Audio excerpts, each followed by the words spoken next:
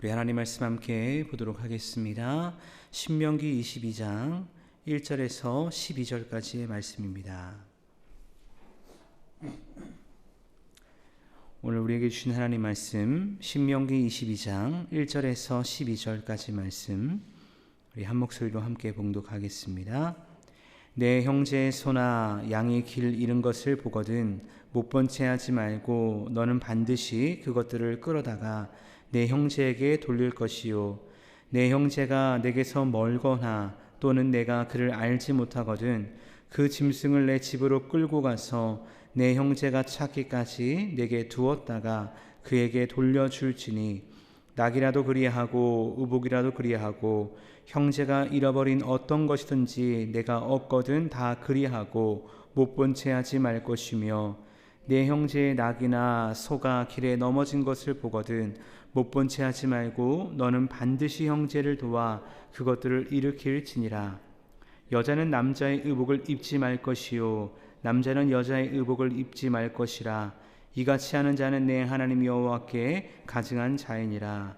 길을 가다가 나무에나 땅에 있는 새의 보금자리에 새 새끼나 알이 있고 어미새가 그의 새끼나 알을 품은 것을 보거든 그 어미새와 새끼를 아울러 취하지 말고 어미는 반드시 놓아줄 것이요 새끼는 취하여도 되나니 그리하면 내가 복을 누리고 장수하리라.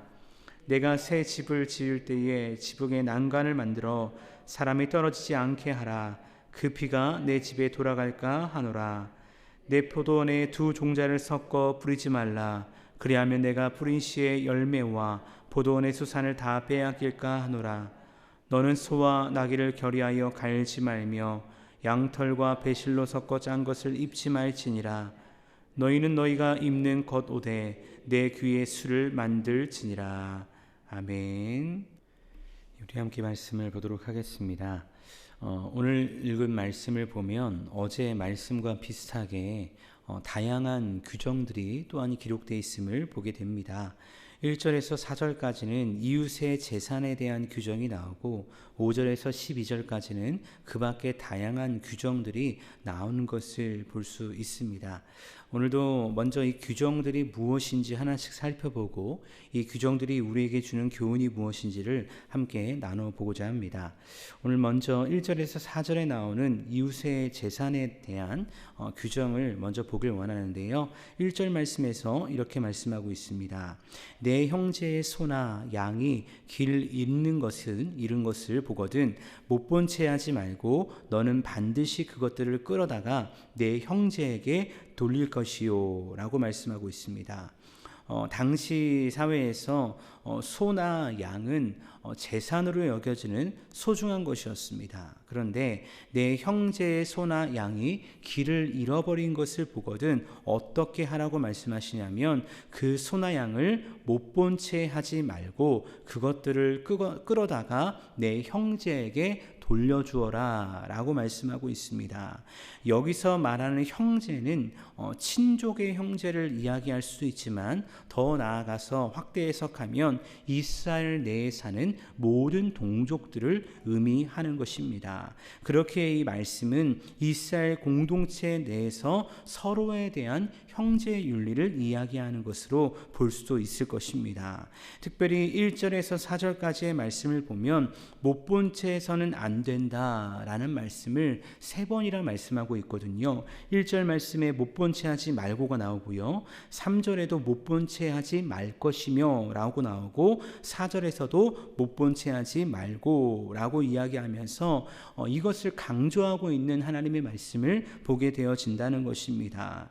결국 이 말씀을 통해 하나님께서는 이스라엘 백성들에게 눈으로 본 것에 대해서 자기의 유익만을 추구하는 이기적인 마음을 품지 말고 그 소나 양의 소유권을 가진 사람에게 반드시 가져다 줘야 된다라는 것을 말씀하고 있는 것입니다. 근데 하나님께서는 여기서 멈추지 않으시고 이렇게까지 말씀하십니다. 형제가 멀리 살거나 혹은 그 형제가 누구인지 알지 못하면 이렇게 해라 그 말씀이 2절 말씀에 나오는데요. 내 형제가 내게서 멀거나 또는 내가 그를 알지 못하거든 그 짐승을 내 집으로 끌고 와서 내 형제가 찾기까지 내게 두었다가 그에게 돌려줄지니. 사실 방금 읽은 2절 말씀은요, 참 난감한 상황입니다. 어떤 사람이 주인을 잃어버린 소나 양을 발견한 것입니다. 그런데 하나님께서 분명히 못 본 채 하지 말라라고 말씀하셨거든요. 그러니까 주인을 찾아주긴 찾아줘야 되는데 그 주인이 누군지 알지 못하는 겁니다. 지금 시대 같으면은 모든 가축에는 전산으로 등록이 되어 있지 않습니까? 그러니까 가축에 표기된 인식표를 통해서 그 가축의 주인이 누군지 찾는 것이 그렇게 어렵지 않습니다. 근데 당시 그런 것이 있겠습니까? 그러니까 주인을 찾아준다는 것이 참 쉬운 일이 아니라는 것이죠. 근데 하나님 말씀하시는 것입니다. 내가 그를 알지 못하거든 그 짐승을 내 집으로 끌고 가서 내 형제가 찾기까지 내게 두었다가 그에게 돌려줄지니 라고 말씀하시는 겁니다. 여러분, 인간적으로 보면요, 이 행위가요 얼마나 손실일까요? 내 재산도 아닌 다른 짐승을 가져나가 먹이고 재워야 한다는 것입니다. 그리고 주인이 찾아오면 그 짐승을 그 주인에게 가져다 줘야 된다는 것이죠. 근데 여러분, 왜 이렇게까지 해야 할까? 이렇게 해서 내가 얻는 유익이 무엇일까? 라는 생각을 누구나 할 수 있을 것입니다. 여러분, 왜 이렇게까지 해야 되냐면요, 저는 이런 생각을 하게 됩니다. 다른 형제의 짐승에게 베푼 은혜를 통해서요, 나도 언젠가 그 은혜를 보답받을 수 있기 때문입니다. 이게 무슨 말이냐면요, 내게 있는 재산, 즉 짐승을 나도 잃어버릴 수 있다는 것입니다. 다른 사람도 실수할 수 있지만 나도 실수할 수 있다는 것이죠. 그런데 그때 같은 형제된 동족 가운데 누군가가 나처럼 행한다면 어떻게 될까요? 나도 언젠가 잃어버린 짐승을, 내가 실수해서 놓친 짐승을 찾을 수 있다는 거예요. 그래서 그 짐승을 내 집으로 가지고 올 수 있다는 것입니다. 그리고 이것을 통해서 하나님 나라의 아름다운 질서가 이스라엘 공동체 내에 만들어지게 될 것을 하나님은 기대하고 계신다는 것입니다. 여러분, 혹시 TV 프로그램 중에서요, 그 프로그램을 아시나요? 한블리라는 프로그램 보시는 분들도 아마 계시지 않을까 생각을 합니다. 교통사고 전문 변호사인 한문철 씨가 나와서 교통사고에 대한 사건 사고를 이야기를 하는 프로그램이죠. 근데 이 내용 중에서 참 안타까운 사고들도 많이 있습니다. 특별히 음주운전을 통해서 누군가에게 상해를 입히고 사망에 이르게 한 사건들이 나올 때 참 마음이 아프고 화가 나기도 한다는 거죠. 왜냐하면 당연히 지켜야 될 법인데 세상을 살아가면서 지켜야 할 작은 윤리와 도덕인데 그것을 지키지 않아서 누군가가 큰 고통을 당한다는 것입니다. 여러분, 우리가 이 땅을 살아가면서, 우리가 이 대한민국이란 이 땅에서 살아가면서요, 법들, 대한민국에 있는 법들을 잘 지키면 어떻게 될까요? 대한민국은요, 세계 어느 나라보다 살기 좋은 나라가 될 것입니다. 서로 다툴 이유도 논쟁할 이유도 없다는 것입니다. 그 법의 테두리 안에서 살아가면 말이죠. 근데 이와 마찬가지입니다.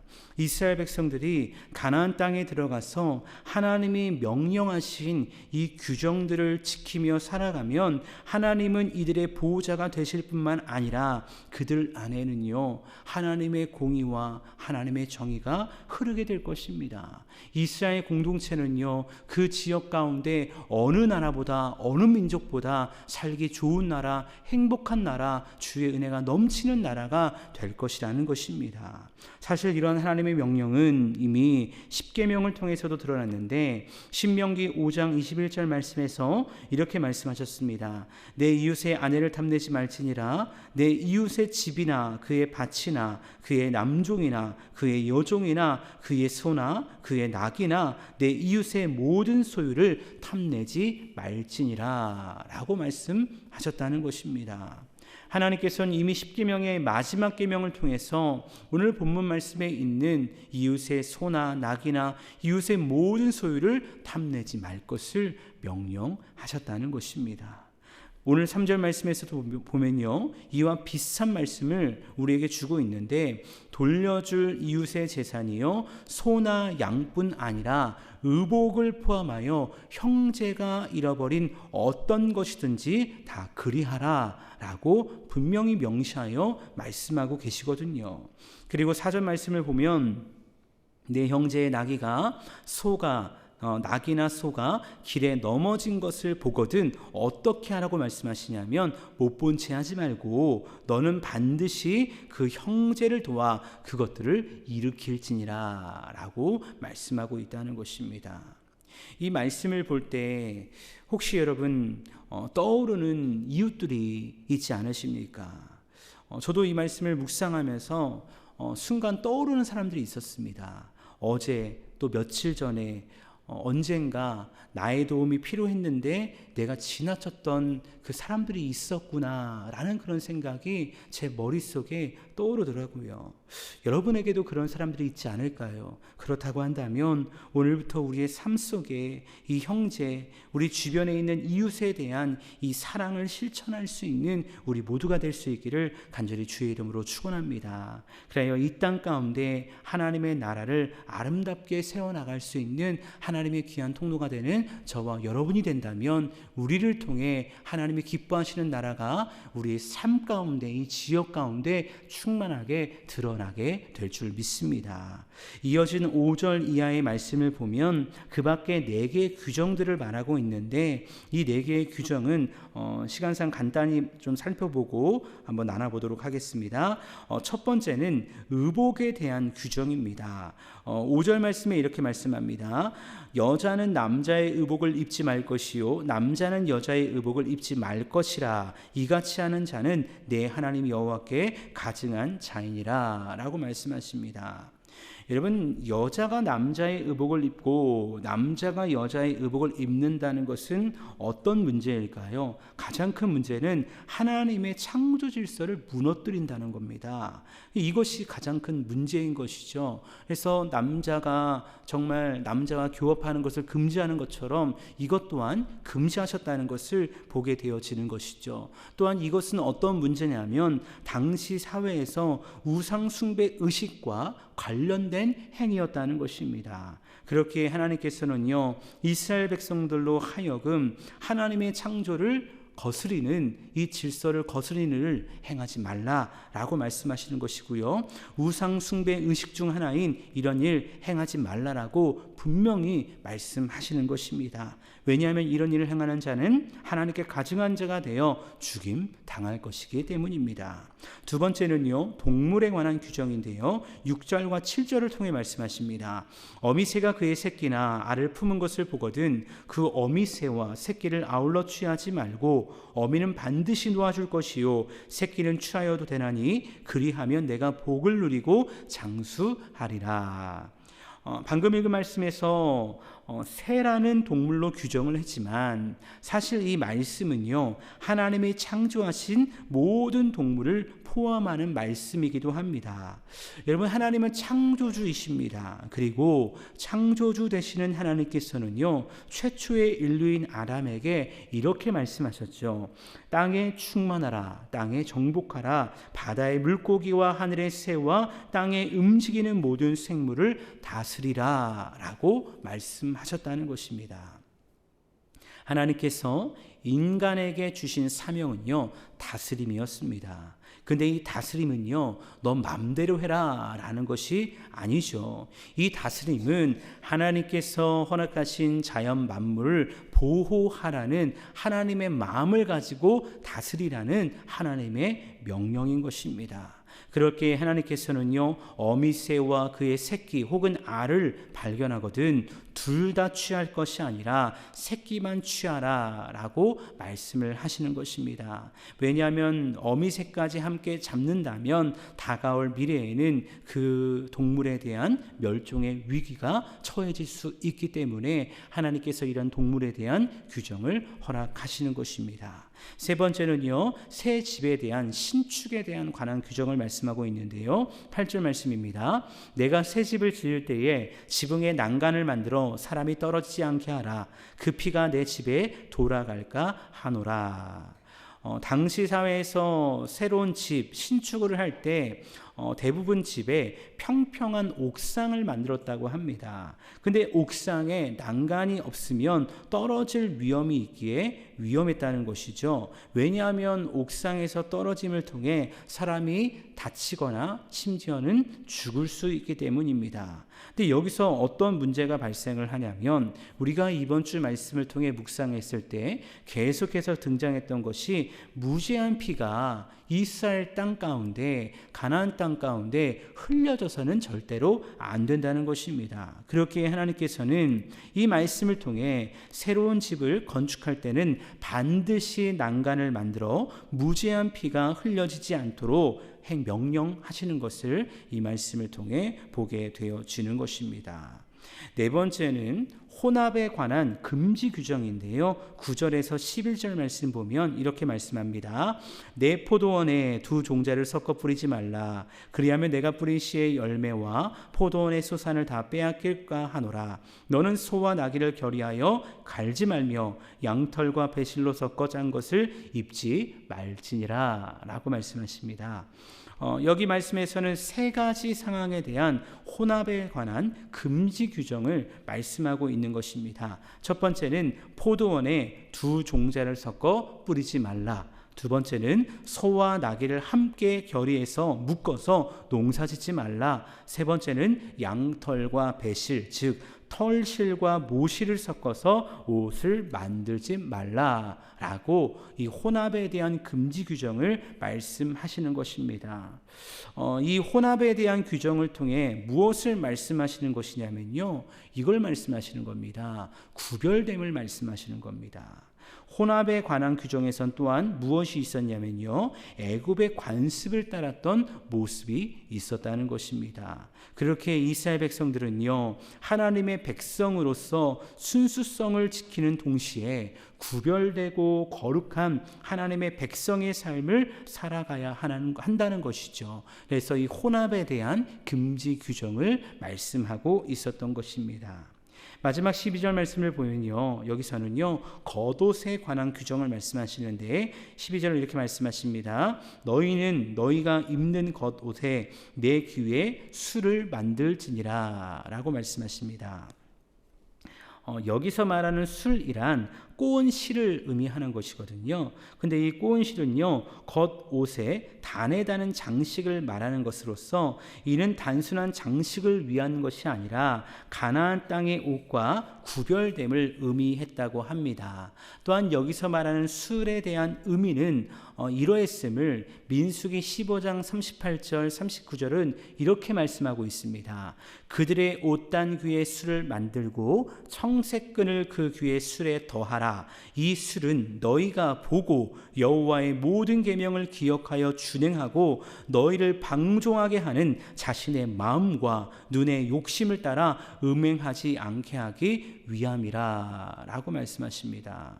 여러분, 술을 다는 진정한 의미가 민수기를 통해서 증언되고 있는데, 그것은 무엇이냐면 하나님이 명령하신 꼬은 실, 이 술을 보면서 여호와의 모든 계명을 기억하라는 것입니다.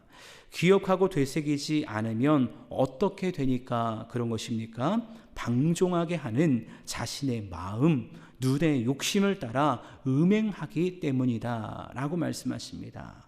다시 말해 가나안 법을 따라 우상을 숭배하며 세상을 따라가는 그 본성이 바로 너희의 모습이다. 그렇기 때문에 내가 명령한 이 술을 서로 바라보면서 하나님을 기억하고 하나님의 말씀을 따라 살아가는 거룩한 백성이 되라 라고 하나님께서 명령하고 있는 것입니다. 여러분, 오늘 말씀 또 어제 말씀도 마찬가지고 계속적으로 이런 규정을 하나님께서 이스라엘 백성에게 주시고 있는 것을 보게 되어집니다. 그렇다면 하나님께서 이렇게 상세하고도 섬세하게 이 규정에 대한 것을 주시는 이유가 무엇일까요? 이 규정을 통해 이스라엘을 얽매이게 하고 조종하기 위함일까요? 지키면 축복하고 지키지 않으면 저주하시는데 저주하는 것이 하나님의 목적일까요? 절대 아니라는 것입니다. 오히려 그 반대라는 것을 우리는 알게 됩니다. 이런 규정을 지킴으로 말미암아 이스라엘 백성들을 악한 세력으로부터 지키기 위함이라는 것입니다. 근데 여러분, 오늘을 살아가는 우리도 마찬가지 아닐까요? 하나님께서 우리에게 말씀을 주시는 이유, 말씀을 묵상해라, 말씀을 통독해라, 말씀 안에 거하라 라고 하시는 이유가 무엇일까요? 그 말씀을 통해 우리를 정죄하기 위함이 아닙니다. 우리로 하여금 능력 있는 그리스도인으로, 말씀 안에 거하는 생명 있는 그리스도인으로 살아가게 하기 위한 하나님의 은혜의 방편인 줄로 믿습니다. 그렇게 오늘도 우리에게 주시는 말씀 안에서 정말 하나님의 그 은혜 안에서 주님 나라 가는 그날까지 이 은혜의 말씀 안에 거함으로 우리 또한 구별되고 거룩한 백성으로 살아갈 수 있는 저와 여러분 될 수 있기를 간절히 주의 이름으로 축원합니다. 우리만 사는 것이 아니라 우리가 말씀 안에 거하는 그 은혜의 삶을 통해서 우리와 만나는 수많은 사람들이 그 은혜를 경험하게 하는 복음의 통로되는 또한 저와 여러분 모두가 될 수 있기를 간절히 주의 이름으로 축원합니다.